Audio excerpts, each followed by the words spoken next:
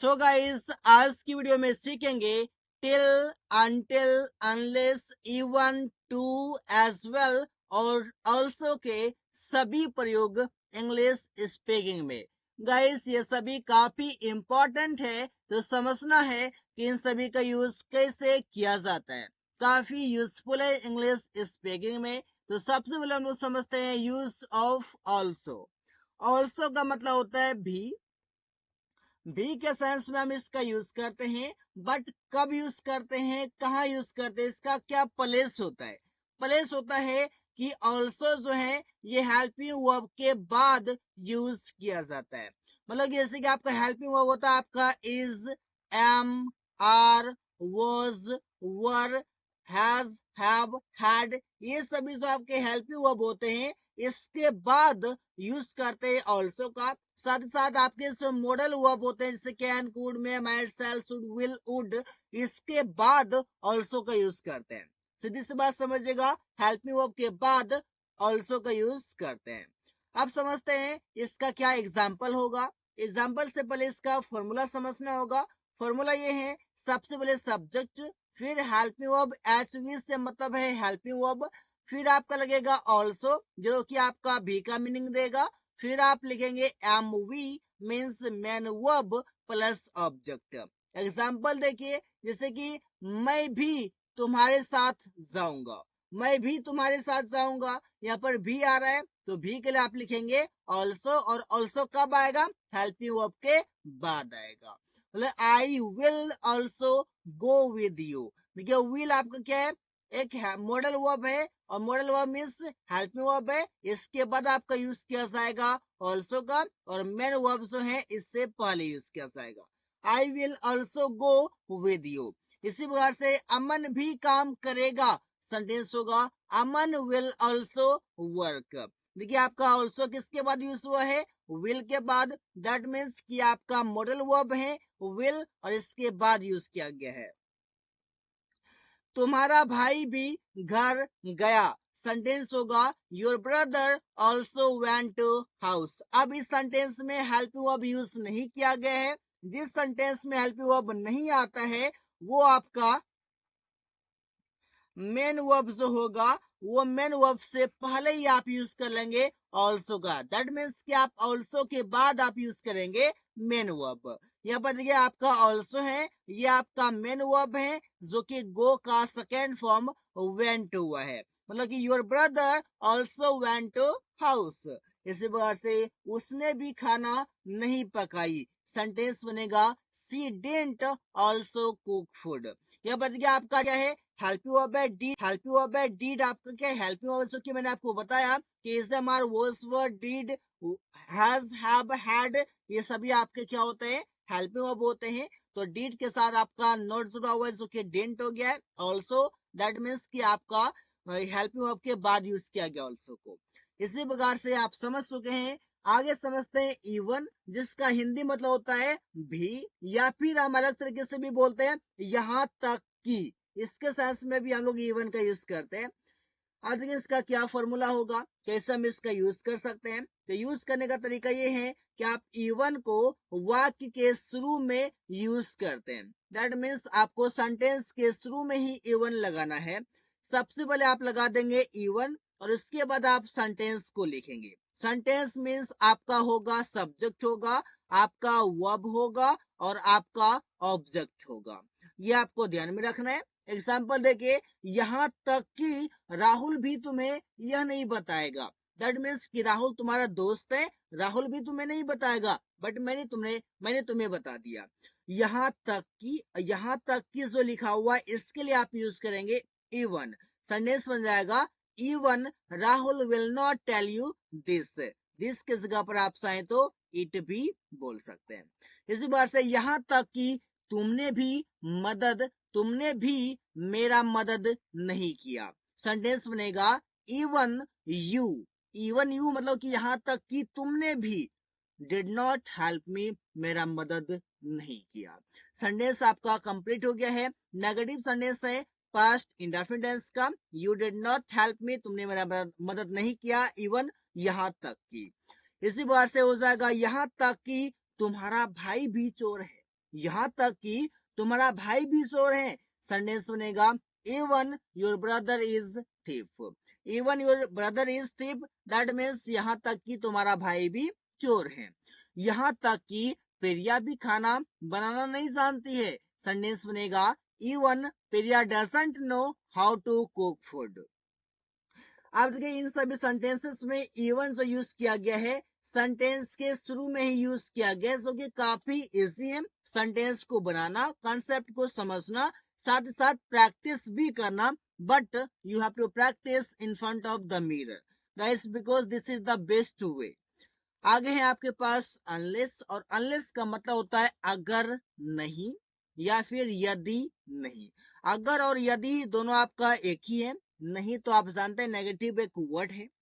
अब इसका जो यूज करता है आप अनलेस के बाद जो आपका सेंटेंस आएगा वो आपका प्रेजेंट इंडेफिनिट टेंस में आएगा, उसका आपका वाक्य रहेगा।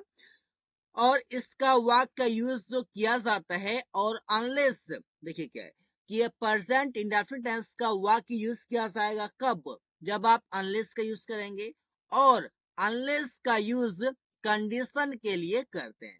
मैंने यहाँ पर दो चीजें बताया है कि अनलेस अगर आप सेंटेंस में यूज करते हैं, इसके बाद आने वाला सेंटेंस होगा प्रेजेंट इंडेफिनिट टेंस में होगा।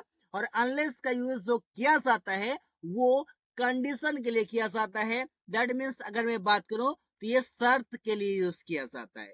कोई भी शर्त के लिए यूज करते हैं हम लोग अनलेस को। आप समझते हैं एग्जाम्पल से, जैसे कि एग्जाम्पल से पहले आपके पास फॉर्मूला है, सबसे पहले आप लगाते हैं अनलेस, फिर प्रेजेंट इंडेफिनिट टेंस का सेंटेंस हो जाएगा plus any sentence. Any sentence से मतलब है कि कोई भी सेंटेंस आपका आएगा जैसा भी आपका मीनिंग आएगा। अगर तुम यहाँ नहीं आओगे मैं तुम्हें पैसे नहीं दूंगा। अब आप खुद दिमाग लगा सकते हैं यहाँ पर किस चीजों की बात की जा रही है। यहाँ पर बात की जा रही है शर्त की, अगर तुम यहाँ नहीं आओगे तो मैं तुम्हें पैसे नहीं दूंगा। लेकिन मैं यहाँ पर आपको एक चीज समझाना चाहूंगा कि यहाँ पर आओगे ये फ्यूचर है, तो क्या मैं यहाँ पर फ्यूचर टेंस यूज कर लूं? नो, एकदम नहीं यूज करना है। आपका अनलेस के बाद प्रेजेंट इंडेफिनिट टेंस का सेंटेंस आएगा, उसे यूज करना है। सेंटेंस बनेगा unless you come to me. मैं बता दूं कि आपका अनलेस जो है ये नेगेटिव वर्ड है, इसके साथ आप नोट का यूज ना करें। Unless you come to me, अगर तुम मेरे पास नहीं यहाँ नहीं आओगे मैं तुम्हें पैसे नहीं दूंगा, कॉमा लगाना है, मैं तुम्हें पैसे नहीं दूंगा, आई will not give you money. इधर आपका फ्यूचर का है, आप फ्यूचर टेंस यूज कर सकते हैं। इसी प्रकार से अगर मैं बाजार नहीं जाता तुम आ सकते हो, अगर मैं बाजार नहीं जाता हूँ तुम आ सकते हो। सेंटेंस बनेगा if I go sorry unless I go to market, अगर मैं बाजार नहीं जाता हूं तुम आ सकते हो, यू कैन कम। ऐसे आपका सेंटेंस हो जाएगा। इस प्रकार से आप सेंटेंस को बनाते हैं। अगर सुमन काम नहीं करता है मैं उससे बात नहीं करूंगा। सेंटेंस बनेगा अनलेस सुमन वर्क्स, अगर सुमन काम नहीं करता है I will not talk to him, मैं उससे बात नहीं करूंगा। सेंटेंस देखिए कितना इजी तरीके से बन गया है। इसी प्रकार से आप कई सारे सेंटेंसेस इजिली बना सकते हैं। अगर तुम नहीं पढ़ोगे परीक्षा पास नहीं करोगे। सेंटेंस होगा unless you study you will not pass the exam. आप समझिएगा ये सभी सेंटेंसेस शर्त के लिए बनाया गया है, जो काफी इजी है। बनाइए प्रैक्टिस के से। आगे आपके पास एज वेल और टू, जिसमें कि टू में आपका डबल ओ है, दोनों का हिंदी मतलब भी होता है। अब इसका यूज कब करते हैं? एज वेल और टू वाक्य के अंत में यूज किया जाता है। मतलब आपका जो सेंटेंस होगा वो सेंटेंस के लास्ट में आपका लगेगा क्या? एज वेल या फिर आपका टू। ये दोनों जो आपका यूज किया जाएगा सेंटेंस के एंड में यूज किया जाएगा। फॉर्मूला में आप समझ सकते हैं कि सेंटेंस प्लस एज वेल या टू, सेंटेंस में आपका सब्जेक्ट वर्ब और ऑब्जेक्ट होगा। एग्जाम्पल देखिएगा, आकाश और रवि भी काम कर रहा है। सेंटेंस होगा Akash and Ravi are working as well. ये एज वेल जहां पर आप लिखे हैं वहां पर आप टू भी लिख सकते हैं, कोई दिक्कत नहीं है। और जहां पर आप टू का यूज कर रहे हैं वहां पर एज वेल भी यूज कर सकते हैं, बल्कि आप उसे लास्ट में यूज करें। उसकी बहन भी अंग्रेजी सीखेगी। आप समझिए यहाँ पर आपका भी सेंटेंस में आ रहा है और भी के लिए ही यूज आप कर रहे हैं एज वेल या फिर टू को। देखिए हर सिस्टर उसकी बहन विल लर्न इंग्लिश टू, और टू के जगह पर आप चाहें तो एज वेल का भी यूज कर सकते हैं। दैट मीन्स कि आप एक दूसरे जगह पर यूज दोनों को कर सकते हैं। राहुल का पापा भी यहाँ आएंगे, Rahul's father will come here as well. Sentence देखिए कितना इजी से बनाया जा रहा है। हम लोग भी वहां खाना खाएं, we ate food there too. Too मतलब वहां, सॉरी टू मतलब भी। अब देखिए आपका एज वेल हो गया, काफी इजी तरीके से आप बना सकते हैं। आप टू के जगह पर एज वेल भी यूज कर सकते हैं। आगे आपके पास गाइस अनटिल वर्सेस अनलेस, और दोनों का मतलब आपका यहाँ पर होगा जब तक नहीं।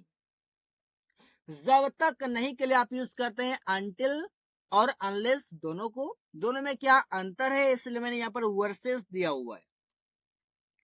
अनटिल जो यूज किया जाता है वो टाइम के लिए यूज करते हैं, और अनलेस जो यूज करते हैं वो कंडीशन के लिए करते हैं। डिफरेंस इन दोनों के बीच ये है कि अनटिल टाइम के लिए और अनलेस कंडीशन के लिए।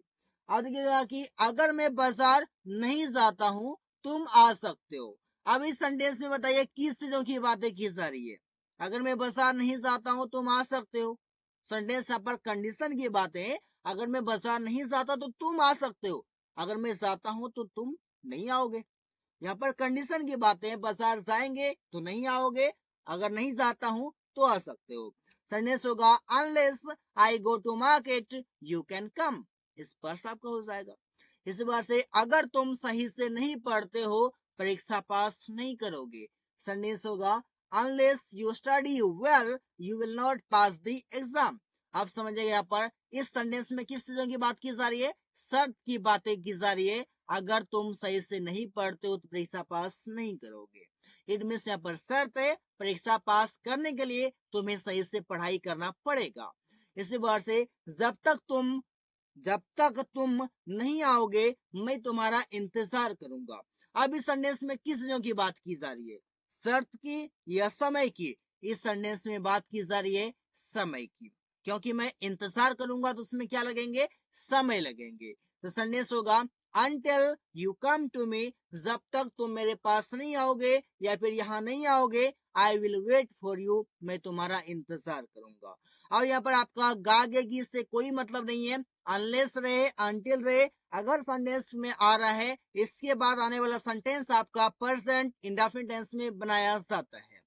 इस बार से जब तक वो नहीं आया मैं पढ़ता रहा। आप समझे यहाँ पर आपका जब तक, और यहाँ पर पास्ट इंडेफिनिट टेंस है, जिसे आप पास्ट में यूज कर सकते हैं। सेंटेंस होगा until he came I kept studying. That means अगर मैं बात करूं कि आपका जो अनटिल और अनलेस है इसके बाद आप यूज करेंगे पास्ट सिंपल टेंस या फिर प्रेजेंट सिंपल टेंस, इसके अलावा आप यूज नहीं करेंगे तो बेहतर रहेगा। आगे आपके पास अनटिल, जिसका मतलब होता है जब तक नहीं। दैट मीन्स कि अनटिल के बाद आप प्रेजेंट इंडेफिनिट का वाक्य यूज किया जाता है। इसका फॉर्मूला होता है until present tense means present indefinite comma any sentence, any tense means जो भी टेंस आएगा उसका हम यूज कर लेंगे। जब तक वो नहीं आया मैं पढ़ता रहा, अनटिल ही केम, जब तक वो नहीं आया आई केप्ट रीडिंग, मैं पढ़ता रहा। कृपया यहाँ रुकिए, जब तक कि मैं बहुत से बात नहीं करता। कृपया यहाँ रुकिए जब तक कि मैं बहुत से बात नहीं करता। सेंटेंस होगा प्लीज स्टे हियर अंटिल, जब तक कि I talk to my boss, मैं बॉस से बात नहीं करता।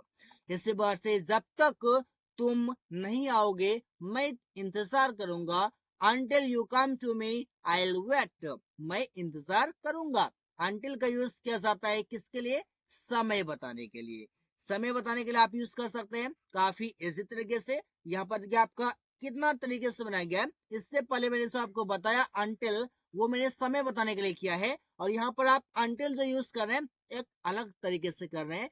किसके लिए, जब तक के लिए। कभी आप जब तक की के लिए कर रहे हैं, कभी आप जब तक के लिए कर रहे हैं, लेकिन कहीं ना कहीं जो बात की जा रही है वो समय की ही बातें की जा रही है। इस प्रकार से आप समझ सकते हैं। आगे है टिल, और टिल का मतलब होता है आपका तक। टिल का मतलब आपका होता है तक, और इसका यूज आप करते हैं समय के साथ। समय के साथ यूज करते हैं। इसका फॉर्मूला होता है कि आपका सब्जेक्ट होगा, आपका वर्ब होगा, ऑब्जेक्ट होगा, प्लस टिल, इसके बाद आपका कोई टाइम आएगा। देखते हैं एग्जाम्पल, जैसे कि मैं 5 बजे तक वहां रुका। I stayed there till 5 PM। PM से मतलब है शाम का, और टिल क्या बता रहा है, तक क्या बात कर रहा है, कब तक, तो 5 बजे तक, टिल 5 PM, 5 बजे तक। इस बार से वो जनवरी तक वहां काम किया। ही वर्कड देयर टिल जनवरी, जनवरी तक, टिल जनवरी। और जनवरी क्या है, आपका एक महीने का नाम है, मतलब कि आपका समय है। उसने 9 बजे तक मोबाइल चलाया। ही used a phone till 2 PM। 2 PM मतलब दोपहर के 2 बजे। इसी बार से हम लोग 5 बजे तक क्रिकेट खेले। We played cricket till 5 PM। टिल यहाँ पर जो मीनिंग दे रहा है वो तक का मीनिंग दे रहा है, इस बातों को ध्यान में रखिए। So guys, thanks for watching, that's all for today. आज की वीडियो में आपने जो सीखा काफी इंपॉर्टेंट था, उससे आप समझिए, सेंटेंसेस को बनाइए। That's all for today.